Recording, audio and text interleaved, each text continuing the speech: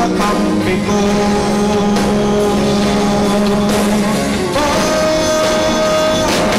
Para sa'yo ang laban na to. Para sa'yo ang laban na to. Para sa'yo ang laban na to. Para sa'yo ang laban na to. Hindi ako susuko, sisigaw pa sa mundo. Pinoy ang lahi ko, mahal ko ang bayan ko. Para sa'yo ang laban na to. Para sa'yo, oh bayan ko.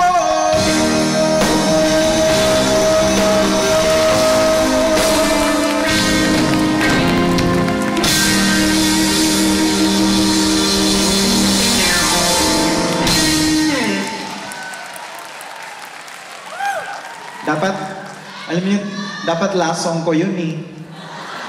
Minadali niyo ako.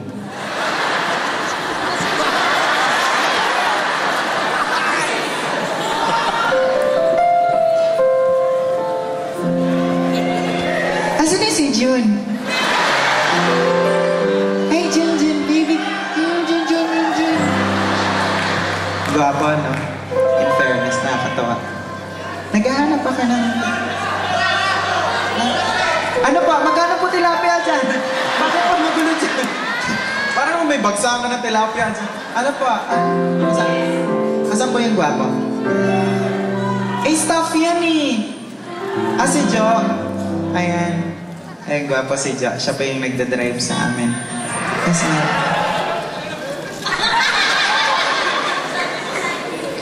Ang ganda ng cross ni sir. Sige pa. Abisay mo, ato tigasan din mo. Tingin dali mo. Hindi na mo makabayo. Dali. Bahay niyo to? Sensya na po, ha? Pahiram po muna. Dalaw ka lang. Ay, may mga baby. Hi, baby. Hello, welcome to McDonald's. Parang nakakatawa. Fairness, ang daming lalaki, ang daming cute, pero sa mga nagmamahalan po, hello po. Ah, it's Joanne, my friend. At nakakatuwa ako dahil parang feeling ko ang daming in love. Papasambat, maghihiwalay din kayo.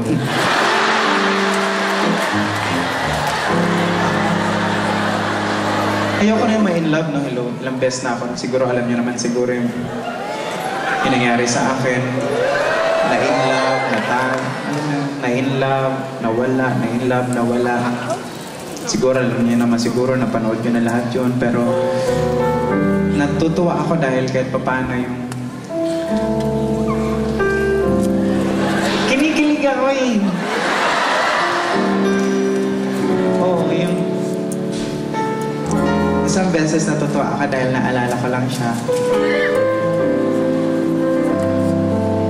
Si Jimmy. Na-miss ko siya kasi sa lahat ng mga naging boyfriend ko, parang siya yung... Siya kasi yung pinakabata eh. Kaso nga lang, hindi kami nagtagal at ayoko rin kasi sobrang bata pa siya. 16 years old lang siya. Maporma eh. Mahilig lang magpunta ng mall, tapos naka-hip-hop, gano'n. Pati ako pinag-hip-hop din. Mga kaminta nga, pumapasok kami ng mall, nag-creek walk kami. Minsan pinagbubonit niya pa ako. Kaya yun, minsan nakakapasok lang sa mall siya. Akala siguro hold-upper ako. Kaya hiniwalayan ko, kaya ayoko na. Buti nakilala ko si Michael. Ay. Si Michael yung nakakatuwang karelasyon kasi parang he's matured enough para sa isang relasyon. Nang nakilala ko siya, 20 years old lang siya, ganun. Naalala ko nga nung malapit na siya magdibo, na actually nagdibo niya. Sinurpresa ko siya. Nagluto ako ng marami sa house para dalhin ko sa bahay nila. Ayun, dami kang naluto. Tapos dinala ko sa bahay nila. Pagdating ko, wala sila lahat. Outing pala nila. Makapunta ka sa labas ng bahay. Pag uwi nga nila nung hapon, busog na ako. Taba ko na nga. Makain ko na lahat. Pero, nag-sorry naman siya sa akin. Ganun. Bilang kabayaran, alam mo yon yung pinasyal niya akong kinabukasan. Alam niyo ba yung Baywalk? Di ba maraming ilaw doon? Ayun. Lakad-lakad kami doon. Binibilang namin. 1, 2, 3. Pagdating ng 10, wala na siya. Nililigaw niya lang pala ako. Kaya pala pilit niya ako sinisiksik sa maraming tao. Tapos bibitawan niya. Pero naabutan ko naman siya sa bahay. Sabi ko, bakit mo ko iniwan doon? Kala daw niya nakikipaglaro ako ng taguan pong. Bakit naman nun ipopong ko siya sa bahay, sisave ko siya sa Baywalk. Pero, natatawa ka din kay Michael. Alam din kasi sa akin. Hindi kami maglaro ng mga una, nag-ampasan-pasan kami. Tapos iniit bulaga niya kayo, iit bulaga. Nilalagyan niya ako ng unan sa mukha, kaso matagal nga lang. Nagano niya, pag kumakawag-kawag na yung kamay ko, tatanggalin niya, bulaga. Kulay violet na.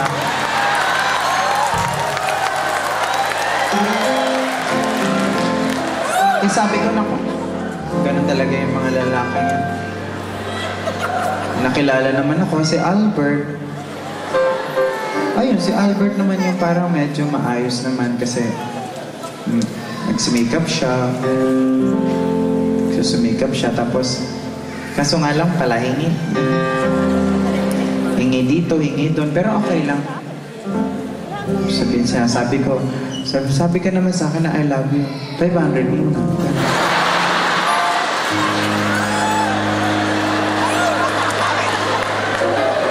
Binigyan ko nga ng cellphone yun. Tawa naman siya. Tapos pati SIM card. Tapos syempre ako yung unang makakaalam na number niya. Tinext ko siya. Sabi ko, how's your cellphone? Is it good? Sabi niya sa akin, who you?